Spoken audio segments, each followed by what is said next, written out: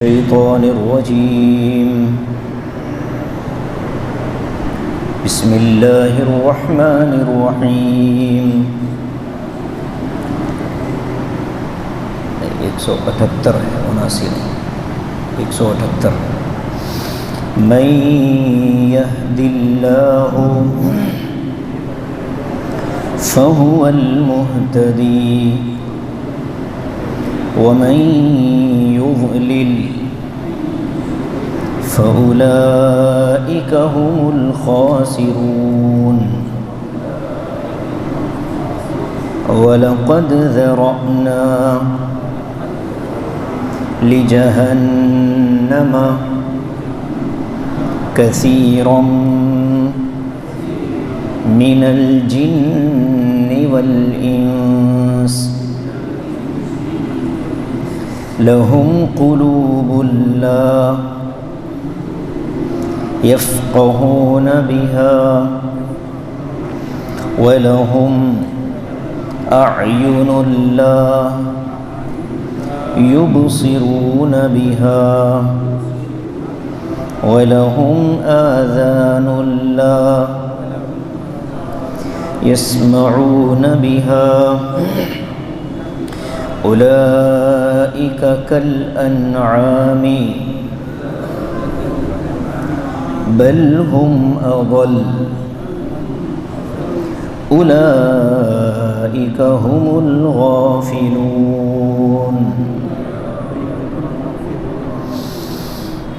من يهد الله فهو المهتدي. جس کو اللہ تبارک و تعالی ہدایت دیں وہی ہدایت یافتہ ہے. وَمَن يُضْلِلْ فَأُولَئِكَ هُمُ الْخَاسِرُونَ. اور جو گمراہ ہو تو ایسے ہی لوگ نقصان اٹھانے والے ہیں. وَلَقَدْ ذَرَأْنَا لِجَهَنَّمَ كَثِيرًا مِنَ الْجِنِّ وَالْإِنسِ. اور ہم نے پیدا کیے ہوئے ہیں بہت سے جنات اور انسانوں کو جہنم کے لیے. ہم نے بہت سے انسان اور جنات کو جہنم کے لیے پیدا کیا. لہم قلوب لا یفقہون بہا. وہ ایسے لوگ ہیں کہ ان کے دل تو ہیں لیکن وہ اس سے سمجھتے نہیں. وَلَهُمْ أَعْيُنٌ لَا يُبْصِرُونَ بِهَا. اور ان کی آنکھیں ہیں لیکن وہ اس سے دیکھتے نہیں. وَلَهُمْ آذَانٌ لَا يَسْمَعُونَ بِهَا. اور ان کے کان ہیں لیکن وہ اس سے سنتے نہیں. اولئک کالانعام. یہ وہ لوگ ہیں جو جانوروں کی طرح ہیں. بل ہم اضل. بلکہ اس سے بھی زیادہ بے وقوف ہیں. اولئک هم الغافلون. یہی لوگ غفلت میں پڑے ہیں. یہ دو آیتیں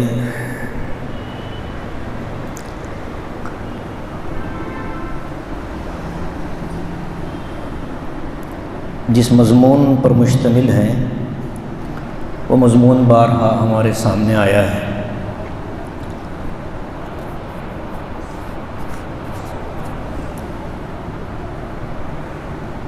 البتہ ایک نئی بات ہے جو نچلی آیت میں بیان کی گئی ہے. من یہد اللہ فہو المہتدی. اللہ تعالیٰ جس کو ہدایت دیں وہی ہدایت یافتہ ہے. اور جس کو اللہ تعالیٰ ہدایت نہ دینا چاہیں تو پوری دنیا مل کر اس کو ہدایت نہیں دے سکتی. یہ ہمارا ایمان بھی ہے، عقیدہ بھی ہے. وَمَن يُضْلِلْ فَأُولَئِكَ هُمُ الْخَاسِرُونَ. اور جو خود گمراہ ہو جائے تو یہ لوگ پھر نقصان اٹھانے والے ہیں. اس میں ایک بات تو سمجھنے کی یہ ہے کہ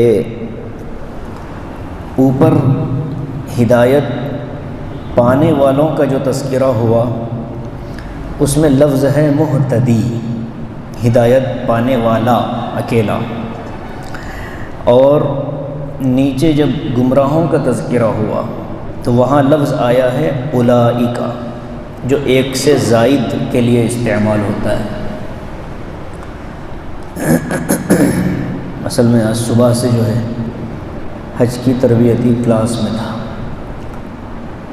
تو بیان شروع ہوا تو چیئرمین حج کمیٹی خسرو پاشا صاحب آ گئے تو ہمارا بیان روک کے ان کو بات کرنے دیا، چونکہ ان کو پروٹیسٹ میں جانا تھا 3 بجے، وہ بھی ضروری تھا اپنے لیے۔ پھر شروع میں تو جب میں خطبہ پڑھا تو مولانا احسان صاحب آ گئے تو مولانا بیان کرے۔ پھر پارٹ 2 شروع ہوا تو خسرو بیابانی صاحب آ گئے، تو ہمارے حاجی جہاز میں تھے، احرام پہنا کے ان کو جہاز میں چھوڑ دیا، میں آیا گیا۔ پھر خسرو پاشا بیابانی صاحب کا بیان ہوا تو پھر تیسرے نمبر پہ میرا نمبر۔ تو عبدالرحمٰن صاحب جب اعلان کر رہے تھے کہ اب مولانا بیان کریں گے تو میں بولا مولانا یہ بھی بول دیجئے کہ پارٹ 3 ہے، یہ قسط نمبر 3۔ اور حج کمیٹی والے جو مائک رکھتے ہیں ماشاءاللہ، تو اس کا اثر بہت زیادہ آواز پر بھی، گلے پر بھی ہو رہا ہے، اس کے ساتھ یہ مائک بھی ماشاءاللہ ہے۔ اور آج ساری چیزیں ملی ہوئی ہیں، اس کمبخت نے کولر بند کر دیے۔ اتنے عقل مند لوگ ہیں، کم از کم ٹھنڈک تو رہتی۔ اس میں پانی نہیں ہے، یہ عذاب ہو جائیں گا، یہ تو عذاب ہو جائیں گا۔ تو بہرکیف آپ اس پہلے لفظ میں جہاں ہدایت یافتہ لوگوں کا تذکرہ ہے، یہ بہت نقطے کی بات لکھی علماء نے۔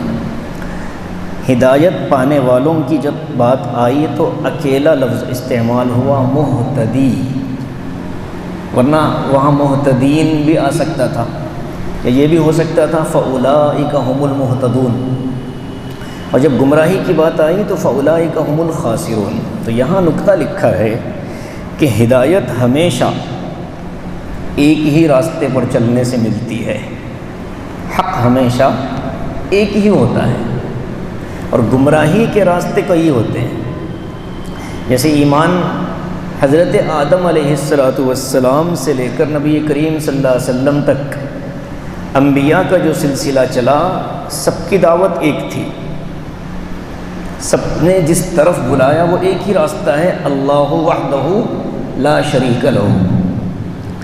اور گمراہی کے راستے کئی ہیں، شرک ہے، بدعت ہے، کفر ہے، ارتداد ہے، استہزاء ہے۔ تو اس لیے اللہ نے اس میں سبق ہم کو یہ دے دیا کہ سیدھے راستے پر جمنا ہو تو تم کو بہت احتیاط کے ساتھ جمنا ہے، اس لیے کہ یہ ایک ہی راستہ ہے جو جنت میں لے جانے والا ہے۔ اس کے علاوہ جتنے راستے ہیں گمراہی کے لیے وہ بہت زیادہ ہیں، کہیں تم کسی راستے کو حق سمجھ کر چن لو اور وہ گمراہی والا ہو، اس لیے اللہ سے اب ہدایت مانگتے رہو۔ فرمایا من یہد اللہ فہو المہتدی، جس کو اللہ ہدایت دے وہی ہدایت پا سکتا ہے، اس لیے دعا سکھائی گئی سورہ فاتحہ میں اہدنا الصراط المستقیم، کہ اللہ وہ جو ایک راستہ ہے جنت میں جانے والا، اس ایک راستے کی طرف ہماری ہدایت فرماتے رہیے، رہنمائی فرماتے رہیے۔ میں نے اس سے پہلے بھی یہاں غالباً اس موضوع پر گفتگو کی ہے، ہدایت کہتے کس کو ہے؟ ہدایت کے معنی کیا ہے؟ ہدایت کے 2 معنی ہیں۔ ایک معنی ہدایت کا ہے راستہ بتانا، ایک معنی ہدایت کا ہے راستے پر چلانا۔ راستہ بتانا یہ بھی ہدایت ہے، راستے پر چلانا یہ بھی ہدایت ہے۔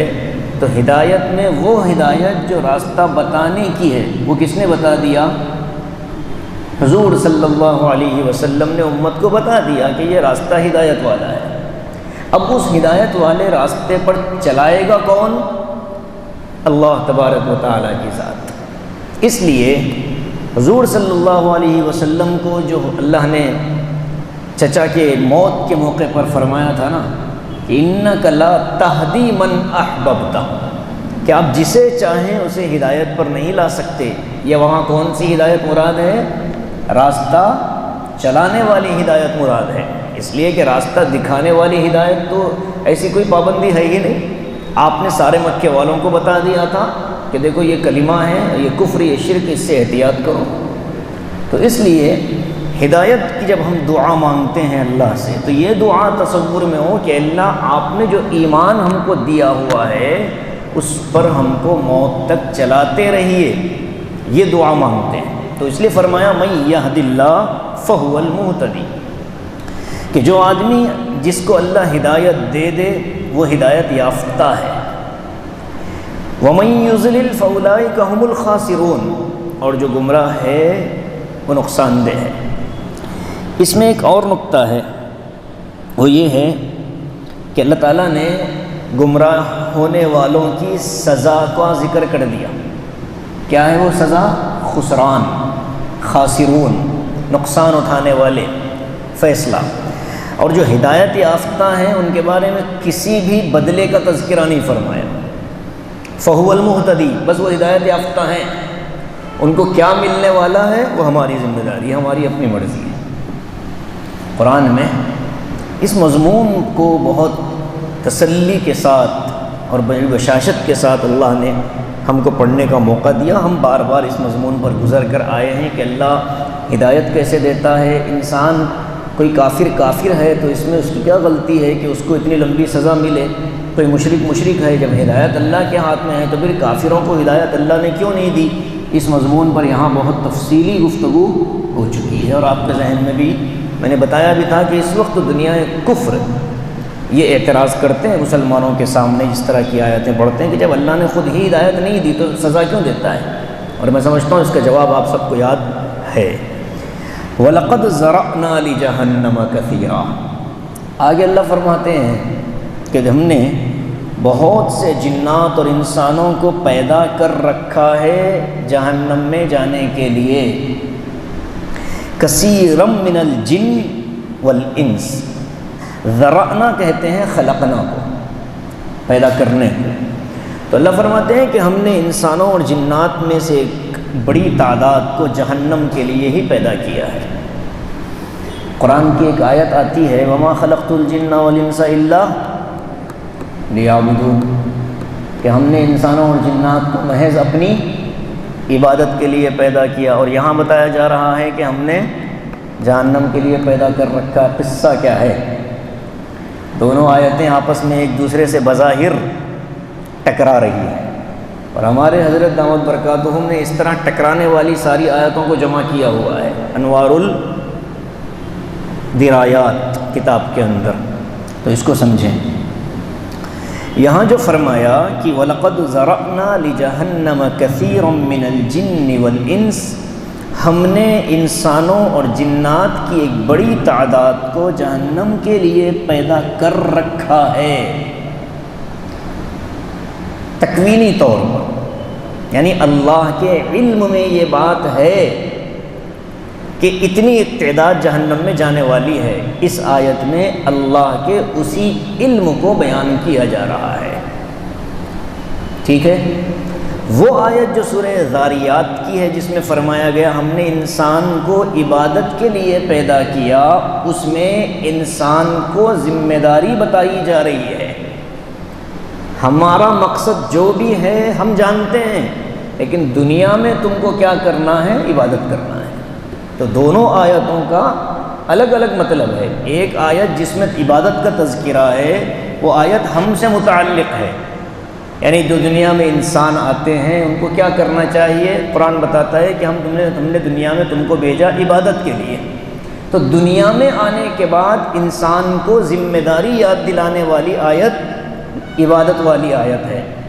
مرنے کے بعد کون کہاں جائے گا اس کا علم انسانوں کو تو نہیں ہے، ظاہر ہے کہ یہ صرف اللہ جانتے ہیں۔ تو اللہ فرماتے ہیں کہ کچھ لوگ ہوں گے جو جہنم میں جانے والے ہوں گے، لیکن وہ کون ہوں گے اللہ کے علاوہ کوئی نہیں جانتا، ٹھیک ہے؟ دونوں آیتوں کا مضمون واضح ہو چکا۔ وَلَقَدْ زَرَعْنَا لِجَهَنَّمَ كَثِيرًا مِّنَ الْجِنِّ وَالْإِنسِ، ہم نے بہت سے انسانوں اور جنات کو پیدا کر رکھا ہے جہنم کے لیے۔ وہ کون ہیں جو جہنم میں جائیں گے؟ اب اللہ نے اس کو وضاحت کے ساتھ بیان کیا۔ سب سے پہلے لَهُمْ قُلُوبٌ لَا يَفْقَهُونَ بِهَا، کیا کریں گے؟ اس کو بدلیں گے۔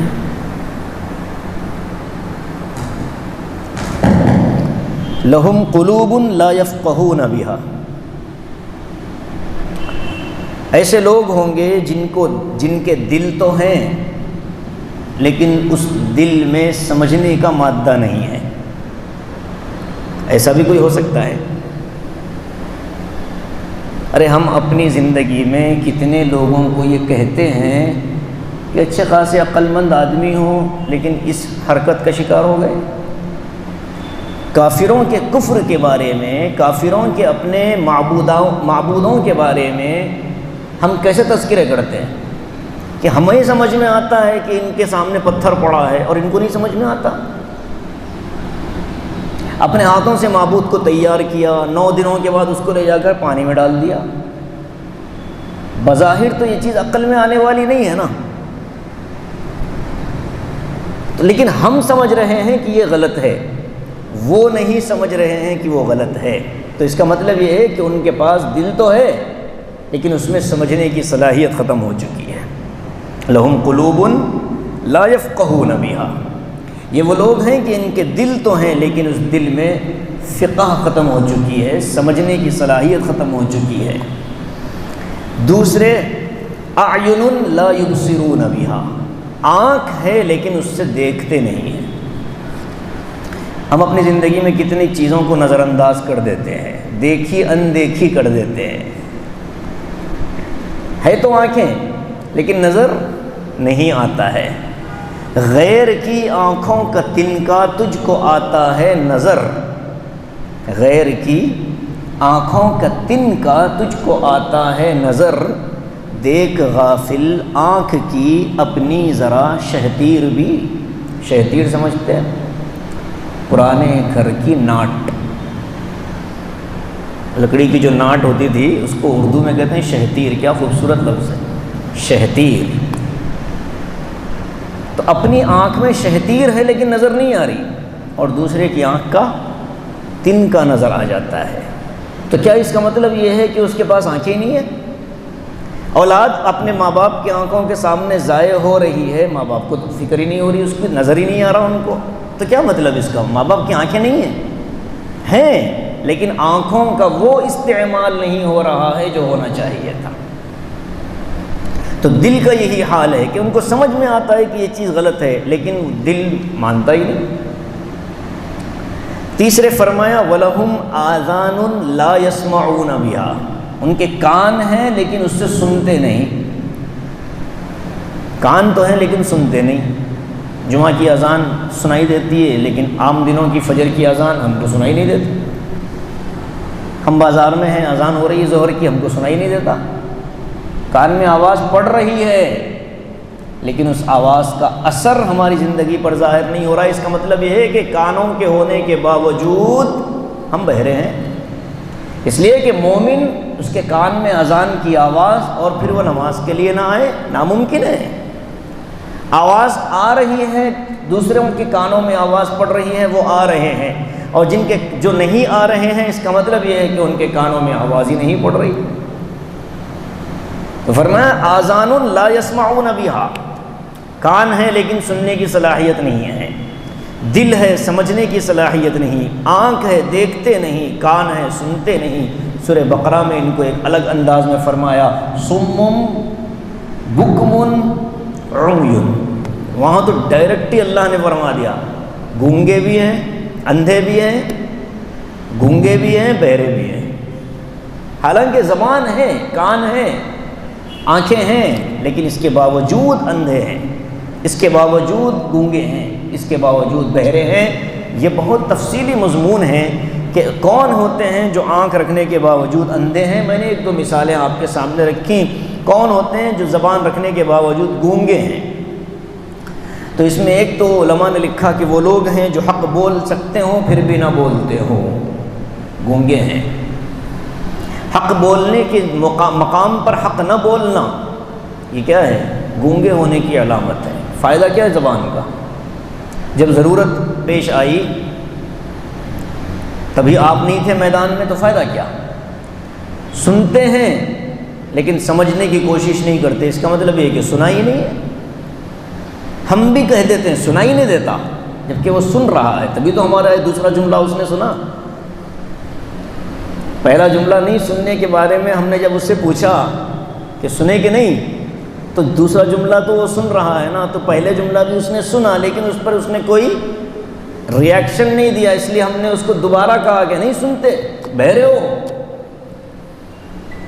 ارے مضمون سمجھ رہے قرآن کا؟ ہماری زندگی سے کتنا ریلیٹڈ ہے دیکھیے. ہو کین ریلیٹ، کتنا ریلیٹڈ ہے اپنی زندگی سے مضمون. اللہ یہی فرماتے ہیں کہ دین کی بات اور شریعت کی بات اور حق کی بات تمہارے کانوں سے ٹکرائے اور تم اس پر کسی بھی طرح کا ریئیکشن نہ دو، یا تو تم گونگے ہو، بہرے ہو، یا تو پھر اندھے ہو. آگے اور خطرناک فرمایا اولئک کالانعام، اتنا ہی نہیں بلکہ تم جانوروں کی طرح ہو. اب یہاں جانوروں کو بطور مثال کیوں بیان کیا؟ اس پر حضرت تھانوی رحمۃ اللہ علیہ نے بہت مختصر سا پیراگراف لکھا. فرماتے ہیں کہ ہر انسان کو اللہ تعالیٰ نے، ہر مخلوق کو اللہ تعالیٰ نے کچھ نہ کچھ سینس دیا ہوا ہے. سب سے پہلے مثال لیجئے پتھر کی، جس کو ہم کہتے ہیں جمادات، بالکل جمی ہوئی پہاڑ ہے. پتھر بھی جانتا ہے کہ اس کو کیا کرنا ہے، اس کی زندگی کے اصول کیا ہیں. پتھر کو اللہ نے اس کا علم دے دیا ہے. سروائیو کرنے کے لیے کیا کرنا چاہیے پتھر سمجھتے ہیں. اسی لیے جب اس پتھر پر بارش، دھوپ اور اس طرح کی آسمانی چیزیں اترتی ہیں تو پتھر اپنی کیفیت کو خود ہی تبدیل کرتا رہتا ہے. موسم برسات آئے تو اس کی جلد پر ایک لیئر چڑھ جاتی ہے ہریالی والی. عام طور پر جہاں پانی کی بہاریں زیادہ ہوتی ہیں تو یہ بارش کو اپنے اندر لینے کی وجہ سے اور اس بارش سے متاثر ہونے کی وجہ سے ایک پتھر جیسی چیز کے اندر تبدیلی پیدا ہو جاتی ہے. اور گرمی کا موسم آئے تو بالکل وہ صاف ستھرا ہو جاتا ہے، کسی قسم کا اس پر کوئی وہ نہیں ہوتا. کیوں؟ اس لیے کہ اب اس کو چونکہ بارش کی ضرورت زیادہ ہے، اب اس کے جسم پر کوئی اس کی پرت پر، اس کے سرفیس پر کوئی لیئر نہ ہو. بارش کا پانی آئے سیدھے پتھر پر گرے تو پتھر کو اس سے فائدہ ہوگا. اللہ نے اس کو صلاحیت دی. اس سے زیادہ صلاحیت دی اللہ نے جمادات، یہ نباتات کو. نباتات کہتے ہیں درختوں کو، جھاڑ کو، گھاس پھوس کو. ہر پودا جانتا ہے کہ اس کو کہاں اگنا ہے اور کیسے رہنا ہے، کیسے اپنے آپ کو موسموں میں سروائیو کرنا ہے. دیکھیے بارش کے موسم میں پودے بعض دفعہ ایسے جھک جاتے ہیں، درخت کی ٹہنیاں نیچے آ جاتی ہیں. کیا مطلب ہے اس کا؟ وہ زمین کی طرف کیوں جھک پڑی؟ اس لیے جھک پڑی کہ اب مزید بارش سنبھالنے کی ان کے پاس طاقت نہیں ہے. اس لیے وہ پہلے ہی اپنی شکل کو تبدیل کر لیتی ہیں کہ اب جب پانی کا قطرہ گرے گا تو وہ اس پر اس کا پریشر زیادہ نہیں ہوگا بلکہ وہ بہہ کر نکل جائے گا. ٹہنی کے وزن کو اللہ تعالیٰ نے اتنی عقل دی ہے کہ جب بارش زیادہ ہو تو گھر کے اندر بھی ہم دیکھتے ہیں کہ ٹہنیاں زمین پر جھک جاتی ہیں. بعض درخت وہ ہوتے ہیں جو مخصوص ماحول کے اندر ہی پروان چڑھ سکتے ہیں، ہر جگہ وہ پروان نہیں چڑھتے. اس سے زیادہ صلاحیت اللہ نے دی سروائیو کرنے کی دنیاوی زندگی میں جانوروں کو. کھانا کیسے حاصل کرنا ہے، کھانا کیسے اسٹور کرنا ہے، کھانا کیسے کھانا ہے، بچوں کی کفالت کیسے کرنی ہے، بچوں کو کتنے دن تک اپنے نگرانی میں رکھنا ہے. ماؤں کو معلوم ہے، مادہ جانوروں کو، کہ کب بچوں کو چھوڑ سکتے ہیں اور کب بچوں کو اپنے ساتھ لے کر کے پھرنا ہے. یہ سب جانوروں کو معلوم ہے. اب ان تمام سے زیادہ صلاحیت اللہ تعالیٰ نے انسان کو دی ہے. اب انسان بھی وہی کرے جو جانور کرتے ہیں، یعنی انسان کو ایک اضافی کام بھی ملا تھا کہ اپنی موجودہ زندگی میں کیسے تم کو اپنی زندگی گزارنا ہے، یعنی سروائیو کیسے کرنا ہے، اور پھر آخرت والی زندگی کو کیسے کامیاب بنانا ہے. اس کے لیے پورا نظام اللہ نے چلایا انبیاء کا. اب وہ بندہ دنیاوی زندگی میں پڑھ کر آخرت کی زندگی سے غافل ہو جائے تو پھر اس میں اور یہ جانور جو حیوان ہے اس میں کیا فرق ہوگا؟ اس کو فرمایا اولئک کالانعام، یہ وہ لوگ ہیں جو جانوروں کی طرح ہیں. یہاں تک تو بات ٹھیک تھی. آگے ایک جملہ اور فرمایا بل ہم اضل، بلکہ یہ تو جانوروں سے بھی گئے گزرے ہیں. یہاں اضل کا ترجمہ گمراہ نہیں ہوگا. کیوں بتائیے؟ جانور گمراہ تھوڑا ہی ہوتا ہے. جب اس سے زیادہ جب مثال میں آپ لیں گے تو وہی بات چلے گی جو اس میں ہوگی. بھئی آپ بچے سے زیادہ طاقتور ہیں تو بچے میں طاقت ہے، تبھی تو آپ کی طاقت اس سے زیادہ سمجھ میں آتی ہے. آپ یہ تو بول نہیں سکتے کہ آپ ایک عورت سے زیادہ عورت ہیں، اس لیے کہ وہ عورت ہے یہ مرد ہے، دونوں کا تقابل ہی نہیں ہوتا. تو یہاں ترجمہ کیا کیا جائے گا؟ یہاں ترجمہ ہوگا جانوروں سے بھی زیادہ بے وقوف ہیں، بے عقل ہیں. ایک جانور کو اللہ نے زندگی گزارنے کے لیے جو عقل دی ہے، انسان کو اس سے زیادہ دی تھی، اس لیے کہ اس کو اگلی زندگی کی بھی فکر کرنی ہے. اب وہ بندہ اگلی زندگی کی فکر نہیں کرتا، موجودہ زندگی پر مطمئن ہو کر بیٹھ گیا، تو پھر ایسے بندے کو جانور اور جانور سے زیادہ بے وقوف نہیں کہا جائے گا تو اور کیا کہا جائے گا؟ تو اس بات کو سمجھانے کے لیے وہ ساری تفصیل مفسرین نے لکھی ہے. اولئک هم الغافلون، یہ لوگ کون ہوتے ہیں؟ جو غفلت والی زندگی گزارتے ہیں. یہی لوگ ہیں جو جانوروں سے زیادہ غفلت میں پڑے ہوئے ہیں. اب یہ انعام کا جو لفظ ہے نا، کل انعام، کہ یہ بالکل جانوروں کی طرح ہے، یہ ایک اور طبقے کے لیے بھی بولا جاتا ہے. وہ طبقہ جو کسی کی نہیں سنتا. ایک طبقہ ہوتا ہے نا، وہ کسی کی پرواہ نہیں کرتا، اس کو معلوم ہی نہیں کیا کرنا ہے کیا نہیں کرنا ہے. تو ان کو کہا جاتا ہے، یعنی ایسی عوام کو جو کسی کی نہیں سنتے، ان کو جو سمجھ میں آپ اپنی ہی کرتے رہتے ہیں. آپ 1000 دفعہ سمجھا لیں وہ دم ٹیڑھی ہی رہے گی. تو ان سے بحث تو کرنے کی بات نہیں ہے، لیکن ان کے بارے میں یہ تصور بن جاتا ہے کہ بھئی یہ تو عوام ہیں، کل انعام ہیں، ان کو بھی کوئی پرواہ نہیں، ان کو سمجھاؤ بلا کر کے تب بھی ماننے کے نہیں. تو کہا نا کسی نے کہ جب بحث ہو بیوقوف آدمی سے اور وہ یہ کہے کہ شیر اڑتا ہے، کیا کہے؟ شیر اڑتا ہے، تو آپ کو کیا کرنا ہے؟ ہاں میں نے دیکھا تھا جھاڑ پر، درخت پر بیٹھا تھا.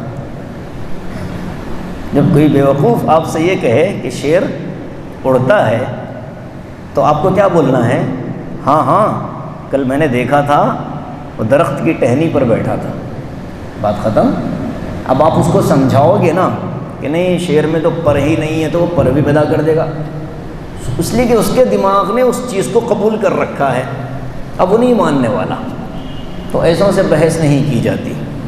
قرآن نے اس کے بارے میں کہا نا، وَإِذَا خَاطَبَهُمُ الْجَاهِلُونَ قَالُوا سَلَامًا، جب مخاطب کرتے ہیں جاہل تو اہل علم کو چاہیے، ایمان والوں کو چاہیے السلام علیکم کہہ کر راستہ بدل لیں.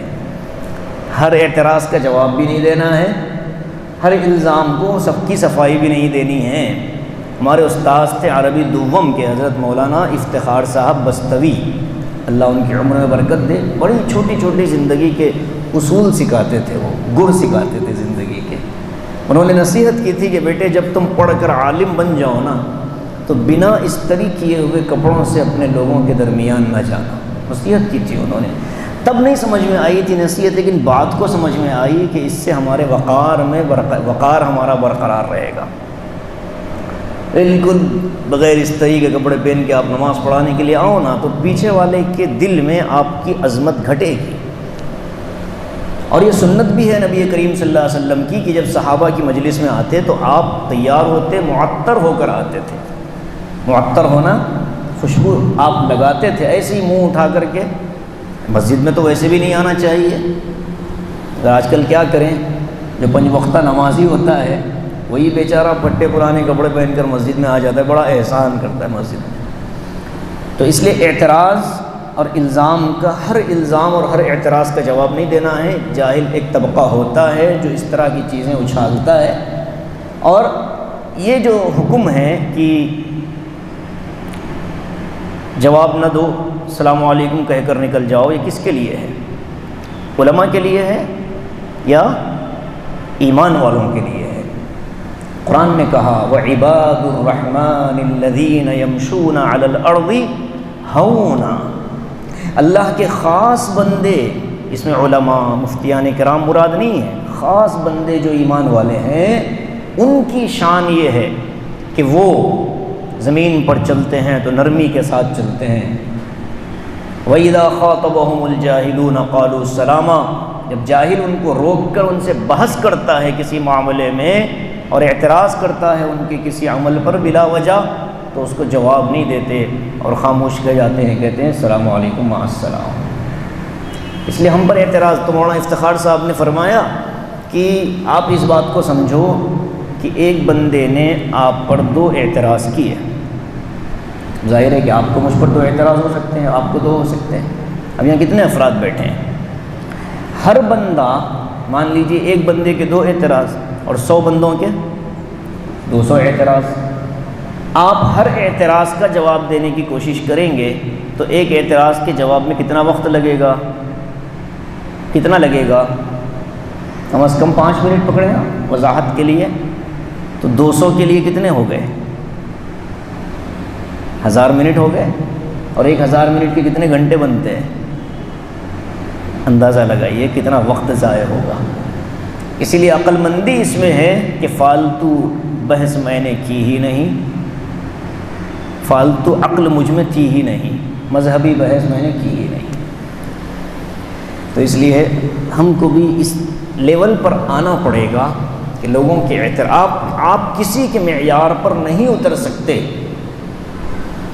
ہر بندے کا ایک الگ معیار ہوتا ہے، ہر بندہ آپ کو اپنے معیار پر دیکھنا چاہتا ہے، اور آپ انسان ہو، مشین تھوڑا ہی ہو، یہ ربڑ کی گڑیا تھوڑی ہے کہ جیسے چاہے اس کو آپ نے مولڈ کر دیا۔ کوئی چاہتا ہے کہ ہمارے عالم صاحب ایسے ہو، کوئی چاہتا ہے کہ نہیں ایسے ہو۔ اب وہ ہر ایک کے جیسے ہونے گئے تو عالم صاحب نہیں رہیں گے، کیا رہیں گے پھر؟ وہ چون چون کا مربع۔ تو اس لیے آدمی اپنا ایک معیار بنا لے اور دنیا سے کہے کہ میں تو ایسا ہوں۔ تجھے اپنا معیار بدلنا پڑے تو تو بدل لے، میں تو نہیں بدل سکتا۔ یہ ہم کو سکھایا جاتا ہے۔ لوگ اعتراض کریں گے کہ بھئی یہ ایسا کیوں، یہ ایسا کرنا، ہم نے اپنا ایک معیار برقرار رکھا ہے، اس معیار کو باقی رکھنا ہمارے لیے ضروری ہوتا ہے۔ تو ہم کو سمجھنا چاہیے کہ اللہ تعالیٰ نے کتنے مواقع دے رکھے ہیں، نعمتوں کا کتنا اللہ نے ہم پر انوار برسا رکھے ہیں۔ کان ہے، آنکھ ہے، زبان ہے، دل ہے، عقل ہے، 5 حواس خمسہ ہیں۔ ان کا ہم کیا استعمال کر رہے ہیں؟ کیا استعمال ہونا چاہیے تھا؟ اللہ نے یہ نعمتیں دی کس لیے تھیں؟ ہم اس کو کہاں لگا رہے ہیں؟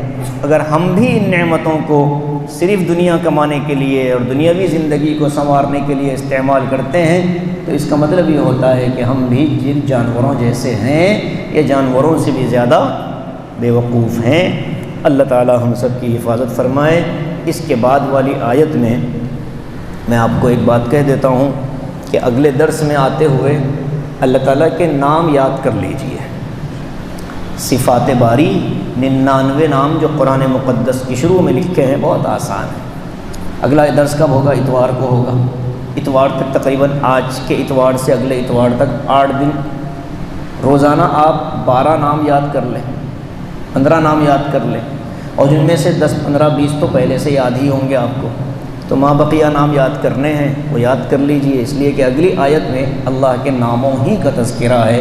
انشاءاللہ اس پر اگلے درس میں گفتگو ہوگی، لیکن آنے سے پہلے آپ حضرات ضرور اللہ کے نام یاد کر کے آئیں۔ اس کی بڑی فضیلت بھی ہے، اس کے بڑے انوار و برکات بھی ہیں۔ قرآن مقدس کے بالکل آپ شروع میں کھولیں گے تو آپ کو نام نظر آ جائیں گے، اس طرح آپ یاد کر لیجئے۔ انشاءاللہ اگلے درس میں مزہ بھی آئے گا، اور اس صفات پر جب گفتگو ہوگی تو آپ کی معلومات میں بھی اضافہ ہوگا، اور انشاءاللہ ان ناموں سے متعلق ہمارے بزرگوں نے کچھ فوائد بیان کیے ہیں کہ کس نام کا کیا فائدہ ہے، کس نام کا عملیات، کس نام کا کیا فائدہ ہے۔ انشاءاللہ اس پر بھی اگلے درس میں گفتگو ہوگی۔ اللہ تعالی ہم سب کو توفیق عمل نصیب فرمائے، آمین۔